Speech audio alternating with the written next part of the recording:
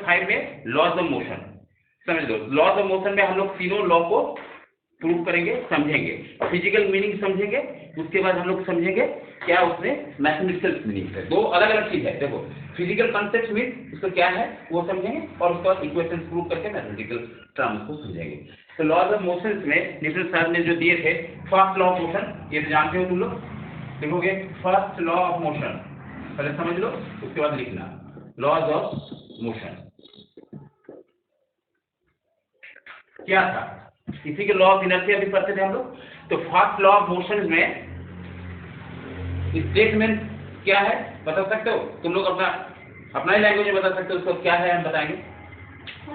हाँ क्या था कि कोई भी ऑब्जेक्ट आइदर वो स्टेट रेस्ट पे रहे, हाँ, या वो moving in constant speed in a straight line, ये दोनों में है तो रिमेन अनचेंज, वो नहीं बदलेगा, अपने आप को नहीं चाहेगा बदलने। मान लो वो रेस्ट में है, मान लो वो रेस्ट में है तो रेस्ट में ही रहना चाहेगा, ठीक है। और अगर वो मोशन में है तो मोशन में ही रहना चाहेगा जब तक इस पर कोई एक्सटर्नल फोर्स अप्लाई ना हो। तो स्टेटमेंट क्या लिखेंगे? सर स्टेटमेंट देखो क्या, the law states that, the law states that, states that क्या स्टेट करेगा?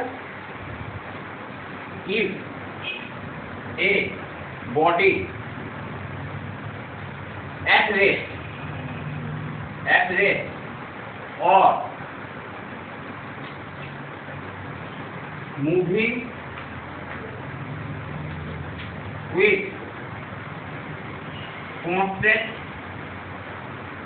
constant speed, क्या लिखा है? The law states that if a body at rest or moving with constant speed,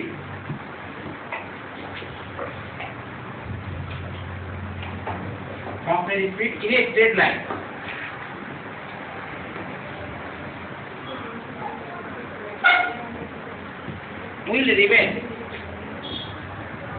will remain at rest or keep moving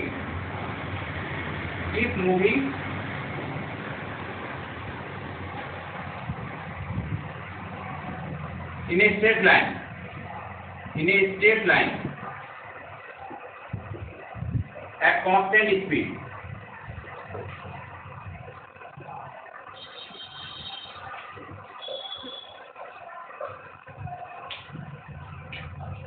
unless, कब तक बताओ?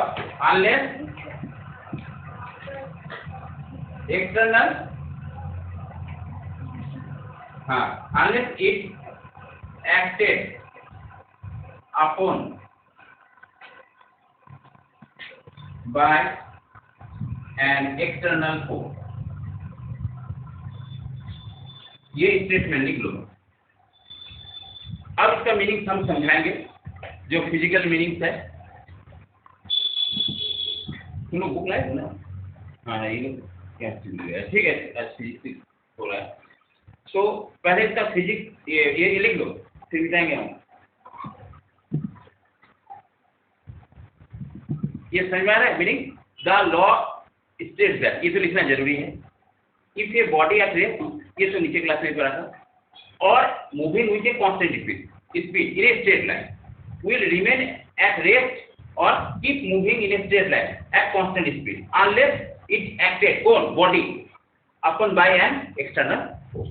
जब तक कोई एक्सटर्नल फोर्स इस पे नहीं लगेगा तब तक क्या होगा? वो बॉडी या तो रेस्ट में, तो रेस्ट में रह जाएगा इनफाइनाइट टाइम तक, या स्ट्रेट लाइन में मूव कर रहा है तो स्ट्रेट लाइन में मूव कर जाएगा, ठीक है। इस लॉ को क्या बोलेंगे? और इसी प्रॉपर्टी को कहते हैं property of inertia, laws of inertia. अगर तुमको क्वेश्चन एग्जाम में आता है, फर्स्ट टॉपिक यही है लेसन 5 का, अगर आएगा कि स्टेट लॉ ऑफ इनर्शिया, तो law of inertia, inertia means mass, वो रेस्ट में रहेगा। वो क्या है? एक वर्च्यू है, बॉडी का प्रॉपर्टी है जिसके तहत ये भी होगा। समझ में आ रहा है? तो लिखो स्टेटमेंट,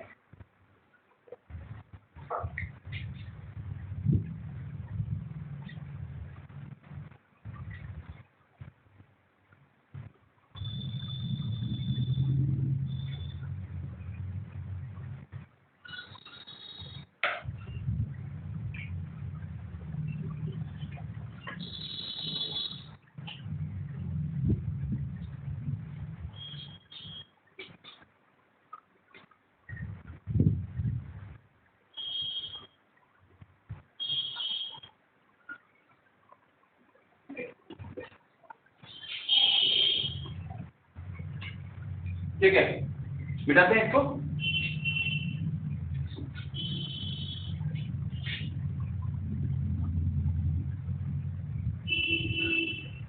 अब देखो ये लॉ तो समझ गए हैं, तो इसका कुछ प्रैक्टिकल एग्जाम्पल है। क्या क्या प्रैक्टिकल एग्जाम्पल तुम लोग पढ़े हो, पिछले क्लास में भी थोड़ा थोड़ा पढ़ा हो, तो इसमें क्या पढ़े हो? इसका बोलेगा कि यूटिलाइज कहाँ है प्रैक्टिकल लाइफ में, कहाँ कहाँ होगा बताओ। लॉ ऑफ इनर्जी आप खासकर तो हो गया, समझ गया स्टेटमेंट। इसका एप्लीकेशन कहाँ है? देखिए जो ड्राई लीफ है ट्री में, पीला पीला हो जाता है ना पत्ता, या तुम्हारा जैसे छोटे पक गया कोई फ्रूट, जैसे गोवा हुआ, ये इस तरह मैंगो, तो हम लोग इस तरह हिलाते हैं ट्रीज को, तो क्या होता है उसका ड्राई लीफ जो है गिर जाता है। क्यों क्यों गिरेगा? मान लो ये ट्रीज है, इस पर ये ब्रांचेस है, यहाँ पर ड्राई लीफ है, अगर इसको हम मोशन में लाएंगे तो फ्रिक्शन के साथ ये भी तो मोशन में आ जाएगा, लेकिन बॉडी क्या कहेगा कि हम मोशन में नहीं आए। अभी स्टेटमेंट क्या बताएं कि वो अगर रेस्ट में है तो रेस्ट में रहना चाहेगा, तो इसके साथ जो ब्रांचेस के साथ जो लीफ है, चाहे ग्रीन लीफ हो या ड्राई लीफ, दोनों तरह की लीफ है, तो ये दोनों चाहेगा कि हम रेस्ट में रहेंगे। तो ग्रीन लीफ क्या करता है, वो तो स्ट्रॉन्गर होता है ना, तो वो मोशन में आ जाएगा, लेकिन ड्राई लीफ थोड़ा सा वीकर है, वो चाहेगा कि हम रेस्ट में रहें, और इससे डिटेच होकर नीचे गिर जाता है। इसलिए ब्रांचेस को हिलाने से क्या होता है, उसका ड्राई लीफ है। किसका एग्जाम्पल है? First law. सेकेंड, अगर हम चलती हुई बस से कूद जाते हैं या ट्रेन से कूद जाते हैं, एक्सीडेंट होने के चांसेस रहता है। क्यों होता है? क्योंकि अगर हम चलती हुई गाड़ी से जाते हैं तो मेरा अपर पार्ट और लोअर पार्ट क्या है, दोनों मोशन में है। तो जब इसमें ग्राउंड में आते हैं तो ग्राउंड में आने के कारण फ्रिक्शन फोर्स के कारण लोअर पार्ट तो स्टॉप हो गया, हुआ ना। तो ये तो चाहेगा कि हम मोशन में रहें। अभी हम दोनों का इंक्लूड एग्जाम्पल बताए ना, क्या जब रेस्ट में है तो रेस्ट में रहना चाहेगा, जब मोशन में तो मोशन में रहेगा। तो जब ये कूदते हम लोग ग्राउंड लेवल में आ जाते हैं, ये तो रेस्ट में आ गया, ये चाहेगा कि हम मोशन में रहें। अगर ये चाहेगा कि हम मोशन में रहें तो ये स्टॉप हो गया, ये मोशन में, तो आगे को गिर जाएंगे। तो इससे बचने के लिए हम लोग क्या करते हैं, कूदने के साथ, जंप करने के साथ हम जिधर गाड़ी चलती है उधर ही तब इससे वो ये हो जाता है, कंपनसेट कर लेता है। क्लियर है? सेकेंड, अगर हम लोग बस में बैठे हुए हैं, एकाएक बस चालू हो गया तो पीछे की ओर झुक जाते हैं, खड़े खड़े देखते हैं ना, सीट में तो वो पकड़ लेता है, इसलिए दिक्कत नहीं होती। यदि बस में बहुत भीड़ है और हम लोग खड़े रहे तो एकाएक गाड़ी अगर चलते रहता है तो क्या होता है, हम लोग पीछे की ओर झुक जाते हैं, आगे की ओर। कब? जब ब्रेक मारता गाड़ी, एकाएक अगर ब्रेक मारेगा तो देखो ना, दोनों केस देखो, मान लो गाड़ी स्टॉप है, एकाएक स्टार्ट हो गया, तो ये मेरा दोनों पार्ट क्या कहेगा कि रिमेन एट रेस्ट, क्योंकि रेस्ट है। और जब गाड़ी चलना शुरू करते हैं तो ये मोशन में आ गया, तो ये तो रेस्ट में रह जाएगा, तो क्या होगा, पीछे की ओर टिल्टेड हो जाता है। उसी तरह अगर दोनों पार्ट अगर मोशन में है और गाड़ी ब्रेक लगाया तो क्या होगा, आगे की ओर झुक जाएंगे। क्यों? नहीं, ये मोशन में है, ये तो रुक गया, फ्रिक्शन फोर्स के कारण टच में है। तो ये सब जो एग्जाम्पल, और एग्जाम्पल लो, जैसे तुम्हारा गंदा हो गया, दरी उड़ी, तो इस तरह डंडा से पीटते हैं तो उसका रस पट के नीचे गिर जाता है। ग्लास में पोस्ट काट लेते हैं, उसमें पॉइंट डालते हैं, पोस्ट काट को मारते हैं तो पॉइंट नीचे गिर गया, पोस्ट काट डाल दिया, क्योंकि पोस्ट काट का मोशन हम दिया फिंगर से, और पॉइंट क्या है, रिमेन नहीं, पॉइंट नहीं देता, तो तुम स्लोली मारे, जोर से मारना होगा तो तुरंत इसमें फोर्स लग गया और उसमें फोर्स नहीं रहेगा, वो रेस्ट में रहना चाहिए। कैसे देखना है, आजाद करके देख लेना। हाँ, कोई भी 1 रुपये का कॉइन लेना, उसमें डाल दो और एक पीच बोर्ड ले लो पोस्टर टाइप का, और जोर से मारो, देखो चल जाएगा। हाँ, अगर पोस्टर वो रफ ज़्यादा हो कि फंस के चल जाए, और बस थोड़ा सा अच्छा लेना होगा, जैसे कि हम लोग हिट करें, वो चला गया और कॉइन नीचे गिर गया, देखना। तो ये सब किसका एग्जाम्पल है? देखो ये सब कोर्स में है, अगर साइंटिफिक रीजन देखो तो बता लिख लोगे, एटलीस्ट 5, तुम लोग का होमवर्क यही रहेगा, एटलीस्ट 5 एग्जाम्पल लिखना फर्स्ट लॉ मोशन का। एनसीईआरटी में है, एनसीईआरटी से बाहर है, समझ में आ रहा है ना। ये क्या हो गया, फर्स्ट लॉ मोशन, और इसमें कुछ खास नहीं है। अब सेकेंड लॉ मोशन देखो, लिखो सेकेंड लॉ मोशन। अगर एग्जाम्पल समझ में आए तो फिर लिखाना पड़ेगा, हमको देख लेना पड़ेगा बुक में क्या था एग्जाम्पल, जो अभी हम बताएं। मूविंग बस एकाएक स्टॉप हो जाए, ठीक है, क्या होता है, चिल्ड्रन जो भी है, ये सब देख लेना एग्जाम्पल बुक में, होगा नहीं होगा नहीं लिख सकोगे। अब देखो सेकेंड लॉ मोशन, देखो सेकेंड लॉ ऑफ मोशन, चलो कुछ याद है सेकेंड लॉ ऑफ मोशन? ना भूल गए, क्या बता? अच्छा मोमेंटम से तुम लोग जानते हो मोमेंटम किसको कहते हैं? पहले भी पढ़ा है। क्या है मोमेंटम बता?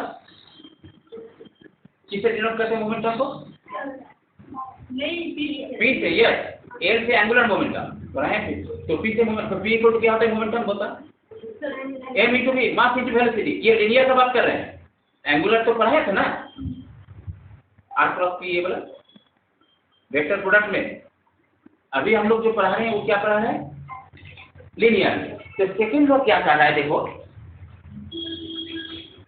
मान लो पहले समझ लो, उसको स्टेप में लिखेगा। मान लो किसी ऑब्जेक्ट का मोमेंटम है p, ठीक है, और चेंज इन मोमेंटम को कैसे लिखते हैं? डेल्टा p, ठीक है। अब जब डेल्टा को वेरी स्मॉल टाइम के लिए लेते हैं तो क्या लिखते हैं? dp। इधर समझ में आ गया? इंस्टेंटेनियस वेलोसिटी में पढ़ाए थे। तो अगर चेंज इन मोमेंटम को p से लिखेंगे तो ये लॉ क्या कह रहा है कि rate of change in momentum, तो रेट मीन्स बाय p होगा डेल्टा p। ये क्या है बताओ, ये क्या है? लेट कर दिया बैठ जाओ, थोड़ा आगे टान लो ना। हाँ ठीक है। अब बताओ, अभी पांच लॉ जो छूटा है तुम्हारा, हाँ वो देख लेना बाद में। सेकेंड लॉ देखो क्या कर रहा है। पहले हम बोल रहे हैं मोमेंटम क्या है? मोमेंटम जानते हो p है, इसको क्या कहते हैं? मोमेंटम। क्या ये, सॉरी, हाँ मोमेंटम, मोमेंटम ये मोमेंटम का सिंबल है। और डेल्टा p किसका चेंज है? सिंबल है चेंज इन मोमेंटम, ठीक है। जैसे अभी वो आया बाहर से, एंटर किया क्लास में, तो उसका मोमेंटम अलग था, अभी रेस्ट में आ गया, इसका मोमेंटम भी अलग है। ये मोमेंटम भी जीरो हो गया क्योंकि वेलोसिटी जीरो, ठीक है। तो हम लोग चेंज वेलोसिटी करेंगे तो भी मोमेंटम चेंज होगा, और मास को भी चेंज करेंगे तो भी मोमेंटम चेंज होगा।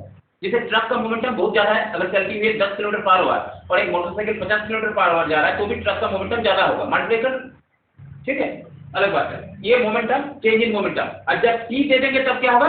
Rate of change in momentum. समझ लो, खाली डेल्टा पी लिखेंगे तो ये क्या हो जाएगा? Change in momentum. और चेंज इन मोमेंटम कैसे होता है? फाइनल मोमेंटम माने इनिशियल मोमेंटम। ये तो पैरामीटर समझ लो, मोमेंटम। और ये क्या है? रेट ऑफ, यस, रेट क्यों? बाय टाइम, टाइम से डिवाइड करने से वो रेट हो जाएगा, rate of change in momentum, ठीक है। ये तीन समझ में आ गया? Momentum, change in momentum, rate of change in momentum. मिटा दे इसको। अब स्टेटमेंट में आएंगे कि सेकेंड लॉ क्या कह रहा है वो देखो। देखो सेकेंड लॉ का स्टेटमेंट लिखो, लिखते चलो। The law states that, the law states that, क्या स्टेट करता है? स्टेटमेंट देता है कौन? न्यूटन का सेकंड लॉ। हाँ बोलो।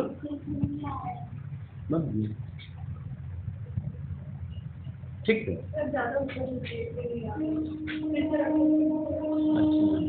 अच्छा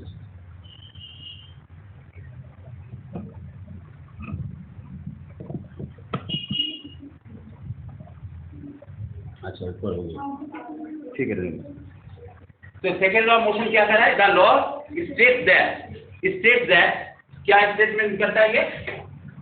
रेट ऑफ, लिखते चलो, rate of change in momentum, change in momentum, rate of change in momentum. Rate of change in momentum का सिंबल क्या होगा? ये सब बताओ। Delta T. ये सब भूलना नहीं, क्योंकि देखो अभी काइनेमेटिक में हम लोग जो पढ़ रहे हैं, क्या इफेक्ट है फोर्स का वो पढ़ रहे हैं। अब कॉज पढ़ेंगे वो हो गया डायनेमिक, ठीक है। तो ये सब चीज पढ़ोगे ना तो आगे के कोर्स में प्रॉब्लम नहीं होगा। तो देखो rate of change in momentum is क्या होगा बताओ? अभी जो बताए ये directly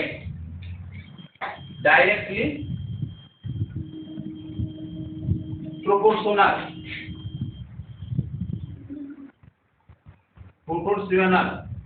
to the force apply, बस यही स्टेटमेंट है। लिख लो इसको। तुम लोग एग्जाम हो रहे हैं ना से 27 से, ठीक है।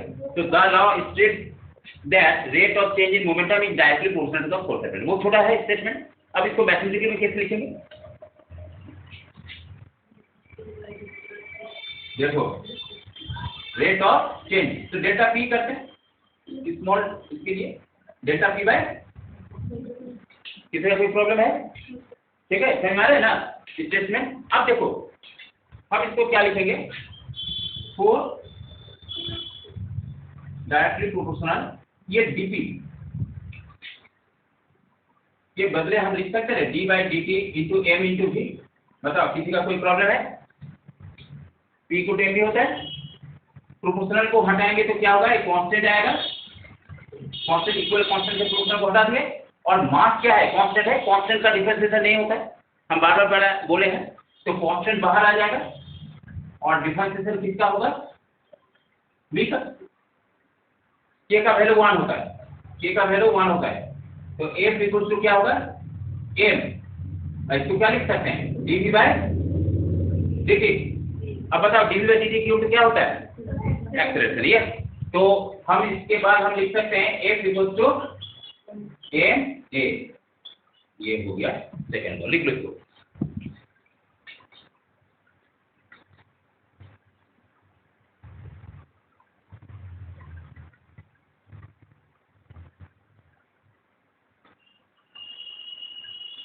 केमिस्ट्री में हुआ चैप्टर 2 तक हुआ है ना, बाकी था कुछ, कौन सा बाकी है? हम जो बता कॉपर और क्रोमियम का नहीं बताए थे। हाँ हाँ, हाफ फील्ड और कॉपर और क्रोमियम है। इलेक्ट्रॉनिक कॉन्फ़िगरेशन तुम लोग को लिखने बोले थे, कहाँ पे लिखी थी? 24 तक नहीं, 24 नहीं लिखी होगी, 24 में क्रोमियम है, वो नहीं लिखी होगी। 23 तक, अच्छा। तो ठीक है, आज जब इसको शुरू किया, इसको करते हैं, नेक्स्ट डे उसको करा देंगे, थोड़ा सा जवाब में। हाँ, उसको करा देंगे। 30 तक पहले कंप्लीट करो, उसके बाद आगे के चलेंगे।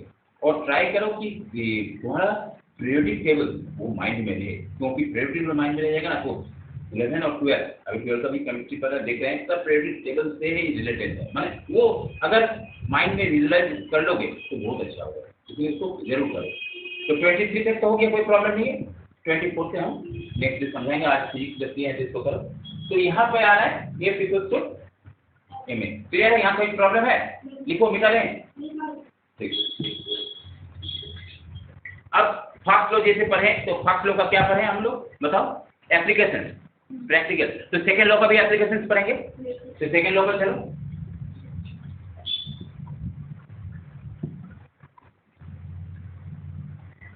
अब देखो सेकेंड लॉ का एप्लीकेशन, एक टर्म है इम्पल्स। पहले इम्पल्स पढ़ लो, उसके बाद सेकेंड लॉ पढ़ेंगे। इम्पल्स लिखो, एक टर्म इम्पल्स क्या है, तब सेकेंड लॉ का एप्लीकेशन पढ़ने में मजा आएगा। इम्पल्स क्या है, देखो, अगर फोर्स को, सुनो पहले, अगर फोर्स को टाइम ड्यूरेशन के साथ मल्टीप्लाई कर देते हैं, पहले मैथमेटिकल समझो फिर फिजिकल मीनिंग समझिए। इम्पल्स क्या है, फोर्स को जब टाइम इंटरवल के साथ मल्टीप्लाई करेंगे तो जो क्वांटिटी आएगा दैट इज कॉल्ड इम्पल्स। क्या है, फोर्स मल्टीप्लाइड बाय टाइम,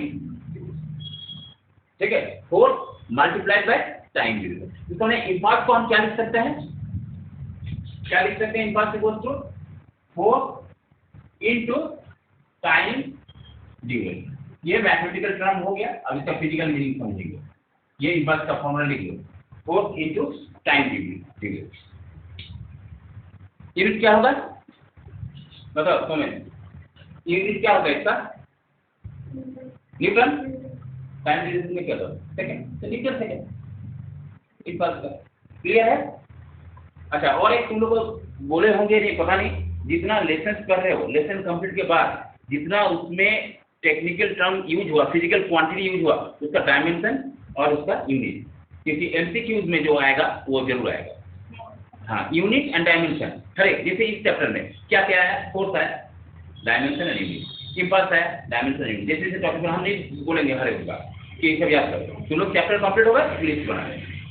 ये यूनिट हम जिसका नहीं होगा तो कुछ सर ये गैप छोड़ के नहीं होगा तो जरूर करो। तो इम्पल्स हो गया क्या, फोर्स इनटू टाइम ड्यूरेशन। अब यहाँ देखो, अब इसका प्रैक्टिकल मीनिंग समझो। मान लो क्रिकेट ग्राउंड में तुम लोग कैच ले रहे हो एक बॉल को, जो क्रिकेट खेला होगा, तो कैच करते समय बॉल को क्या करते हैं हम लोग, हाथ को पीछे की ओर बॉल के डायरेक्शन में, जिधर से बॉल आ रहा है उस डायरेक्शन देखो प्लेयर का।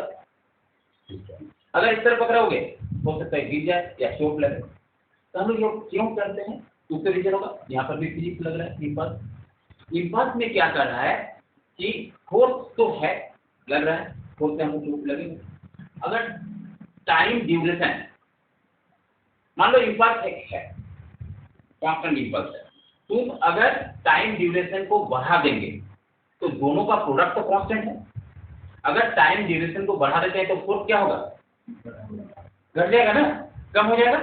तो हाथ में चोट नहीं लगे इसलिए हम लोग क्या करते हैं, उसको पीछे की ओर ले आते हैं, तो उसका जो स्पीड एकाएक जीरो नहीं हुआ, उसका जो मोमेंटम जो है, उसका जो स्पीड जो था एकाएक तो एक एट ए सर्टेन टाइम पे जीरो नहीं हुआ, टाइम को बढ़ा दिए तो धीरे धीरे जीरो हो रहा है। तो टाइम को अगर बढ़ा देंगे तो फोर्स हमको क्या लगेगा, कम, तो हम लोग इंज्योर्ड कम होंगे। तुम्हारी तरफ कोई ईटा अगर बोल रहे कैच करो, तुमको पकड़ना है, तुम्हारा कोई ऑप्शन नहीं, तुम हट जाओ, तो तुम क्या करोगे, ऐसे नहीं पकड़ोगे ईटा को, क्या करोगे, पकड़ने के बाद इस तरह उसी डायरेक्शन जिस डायरेक्शन में जा रहा है, तो तुमको चोट नहीं करके देख सकते, चोट नहीं। क्यों, टाइम ड्यूरेशन तुम बढ़ा दे रहे हो, और टाइम ड्यूरेशन बढ़ाने से तुमको इम्पल्स को कांस्टेंट तो फोर्स क्या होगा।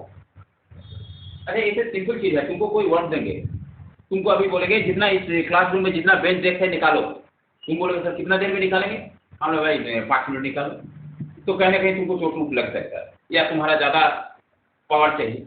अगर तुम बोले नहीं दिन भर टाइम है तुम्हारे पास, कल इस रूम का जरूरत है, तुम बेंच डेस्क निकालो, तुम निकालो। उस सोच कर तुम याद रखो कि हमको याद रखना है कि टाइम ड्यूरेशन बढ़ाएंगे तो हमको, तो ये अगर साइंटिफिक रीजन आएगा तो तुम हाँ, why we should moving hand to backward direction, ठीक है।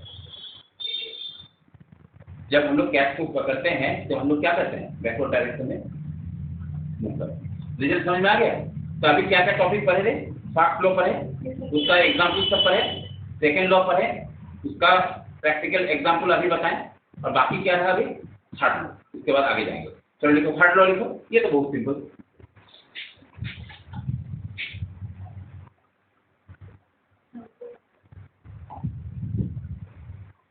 थर्ड लॉ में क्या है रे, बताओ, याद है, every action has equal and opposite reaction. लिख लो, अगर एक्शन फोर्स F1 हो तो ये इक्वल टू हो जाएगा -F2 रिएक्शन फोर्स। ये इसका मैथमेटिकल फॉर्म ये है, ठीक है। अब इसका एग्जांपल तुम लोग बताओगे, हम नहीं बताएंगे।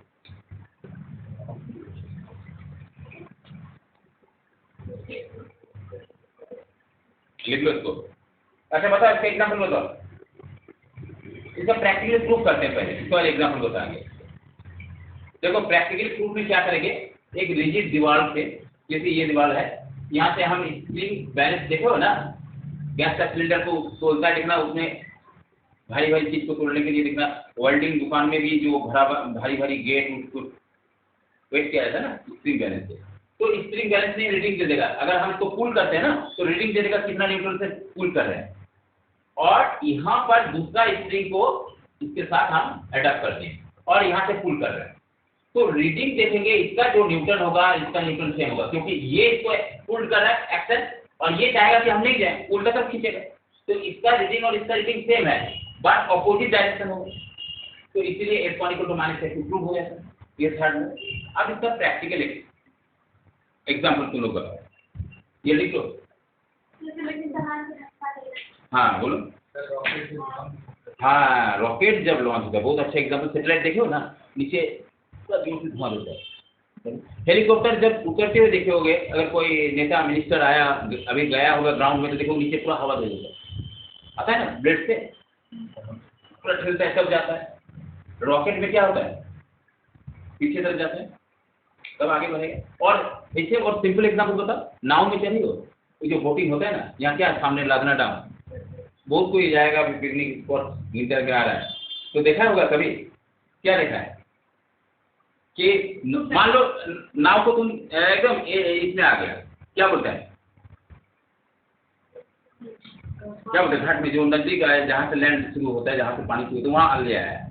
अब तुमको बोलेगा तुम अब नाव तुम उतरी, तो देखना नाव तुम भी चलेगा, देखियो ना, क्या है, तुम एक्शन दे रहे हो।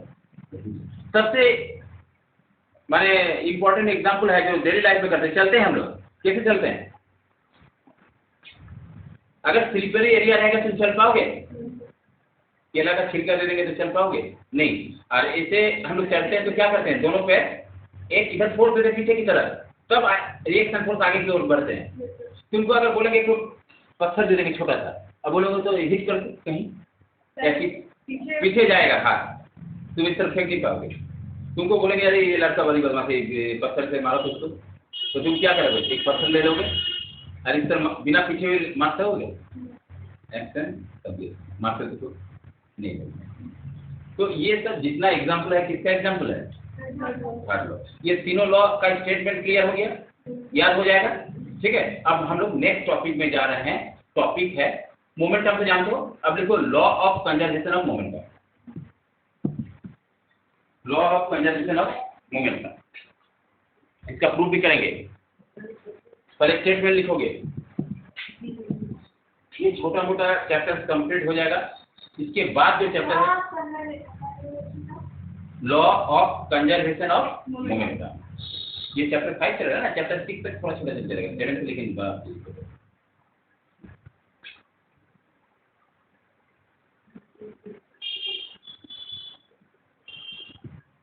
ठीक है। लिखो लॉ ऑफ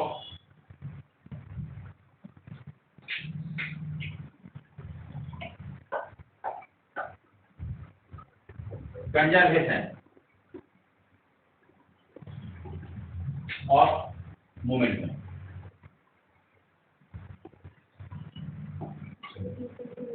ठीक है। अरे कंजर्वेशन मीन मतलब क्या होता है, बोलो, कंजर्वेशन मतलब क्या है, neither be children not be जिससे फिक्स रहे, ठीक है। Law of conservation momentum states that, क्या स्टेटमेंट देता है ये देखो, समझो। पहले एक सिस्टम ऑफ पार्टिकल जानेंगे, जैसे कोई ग्रुप ऑफ पार्टिकल्स है, एक ग्रुप है जिसमें बहुत सारा पार्टिकल है, 1 2 3 4, हाँ, सबका अलग अलग मास है। अब ये सबका मोमेंटम भी होगा, ठीक है। कुछ देर बाद मोमेंटम सबका चेंज हो रहा है, लेकिन टोटल मोमेंटम जो सभी इंडिविजुअल का बात नहीं करें, सभी पार्टिकल का, वो आफ्टर सम टाइम जो मोमेंटम होगा, फाइनल मोमेंटम वो चेंज नहीं होगा, एक का चेंज होगा। देखो समझो, मान लो सपोज ऑब्जेक्ट है ए, अभी टाइम बज रहा है, सपोज 3:30 बज रहा है, अभी इसका मोमेंटम है 4 बजे, इसका मोमेंटम अलग हो गया, हो सकता है। लेकिन इसी सिस्टम में 5 पार्टिकल है, सबका मोमेंटम अलग अलग हो सकता है, टोटल सम भी होगा। लेकिन अगर ये कुछ देर बाद अगर टोटल सम फिर निकाले तो इक्वल होगा, अगर एक्सटर्नल फोर्स हम उस पर अप्लाई नहीं। बात समझ में आ रहा है, इसका में किसी ग्रुप ऑफ पार्टिकल का मोमेंटम ऑलवेज। तो लिखो स्टेटमेंट, पहले लिखो तब प्रूव करवाएंगे। लिखो statement,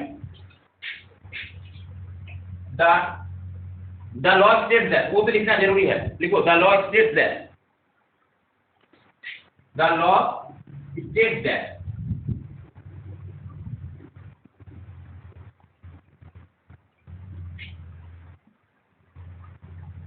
total momentum of a group of particle or system of particle remains unchanged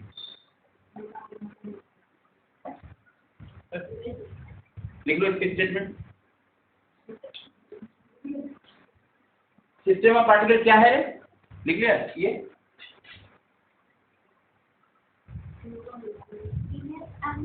unchange, change नहीं होगा, चेंज हो गया क्या, रिमेन अनचेंज। अब देखो, मान लो सिस्टम ऑफ पार्टिकल या ग्रुप ऑफ पार्टिकल क्या है। जैसे तुम कार में बैठी हुई, आगे ड्राइवर है, पीछे इसमें और कोई है, ठीक, तुम उसके अंदर इतना पार्सन है, सब एक सिस्टम ऑफ पार्टिकल में। कैसे जानेंगे?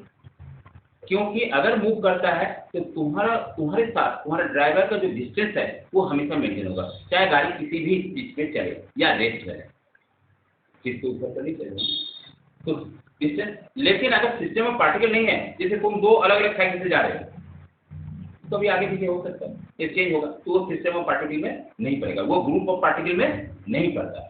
सिस्टम ऑफ पार्टिकल में रिमेन्स अनचेंज होगा उसका डिस्टेंस, और वेलोसिटी भी सेम रहेगा। अब तुमको हम बता रहे हैं कि तुम एक कार में बैठे हो, दो जन पीछे बैठा हुआ, उसको बोलेंगे कार स्टॉप है, उसको धकेले दो, क्या उसको मोशन में ला सकोगे? भीतर बैठोगे नहीं। लेकिन अगर वो नीचे आ जाए तो दोनों हो सकता है धकेल कर आगे बढ़ा दो, क्योंकि तब वो सिस्टम ऑफ पार्टिकल का हिस्सा नहीं रहेगा। जब अंदर रहेगा तो सिस्टम पार्टिकल का हिस्सा है, जब बाहर कूद जाएगा तो वो सिस्टम पार्टिकल नहीं है। तो ये ग्रुप ऑफ पार्टिकल क्या लॉ स्टेट करता है? Total momentum of A group of particles और सिस्टम पार्टिकल रिमेन। लिख लिया? अब इसका प्रूफ करना होगा।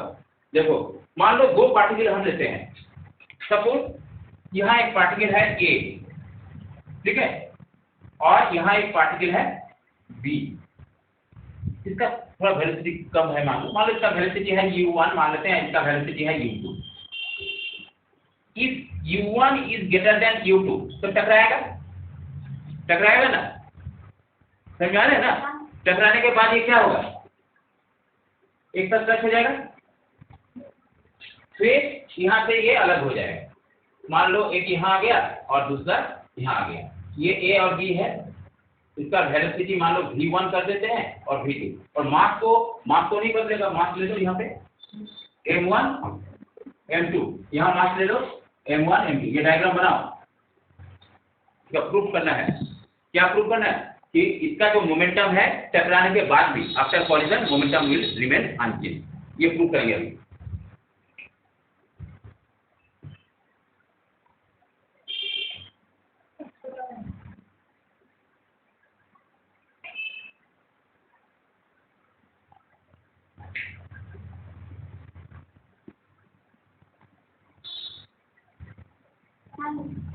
क्या मन में चल रहा है बताओ? क्या हम यहाँ एम क्या है हम लोग का कि कॉलिजन के पहले, टकरार के पहले का जो मोमेंटम है, ये एक सिस्टम ऑफ पार्टिकल है, ए और बी इसमें है, और टकराने के बाद मोमेंटम क्या होगा, है ना? तो चलो करते हैं, इसका मोमेंटम क्या होगा रे? अच्छा, अभी हम लोग क्या पढ़े रे? थर्ड लॉ लिखो, from third law of motion, from third law of motion. क्या है थर्ड लॉ मोशन? ये लिखो पहले,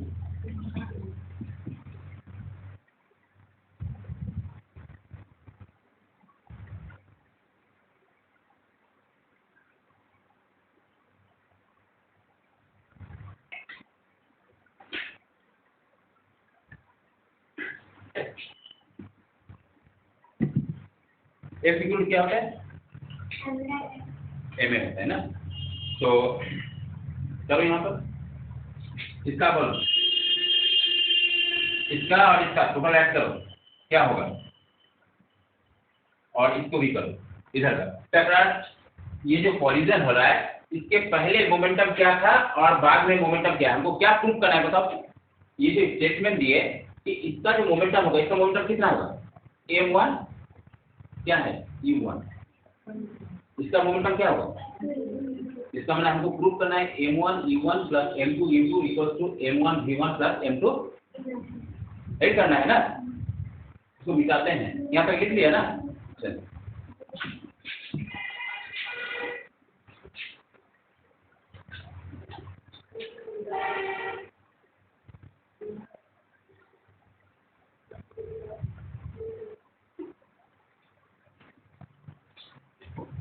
चलो F1 की जगह हम क्या लिख सकते हैं?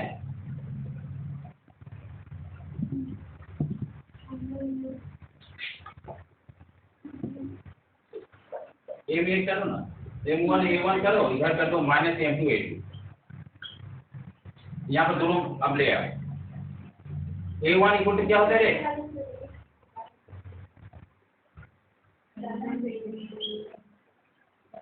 होगा, और एक इसका भी कर दो।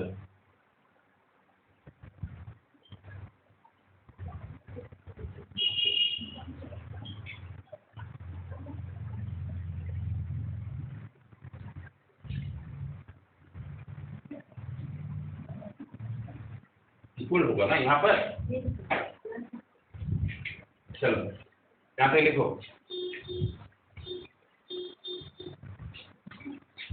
ये बेटा है और आगे माइनस है, माइनस भी देने मत भूलना। और इसको ब्रेक करो, M1 V1 minus M1 U1 by 3 equal to minus M2 V2 plus M2 U2 by 3। Problem है? एक प्रॉब्लम है, काट दो कीजिए।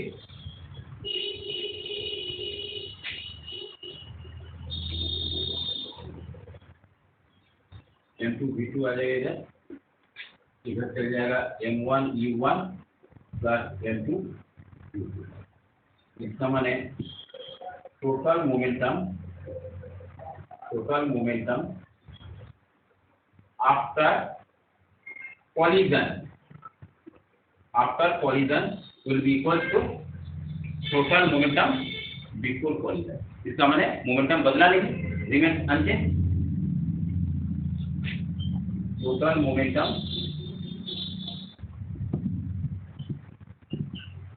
before collision।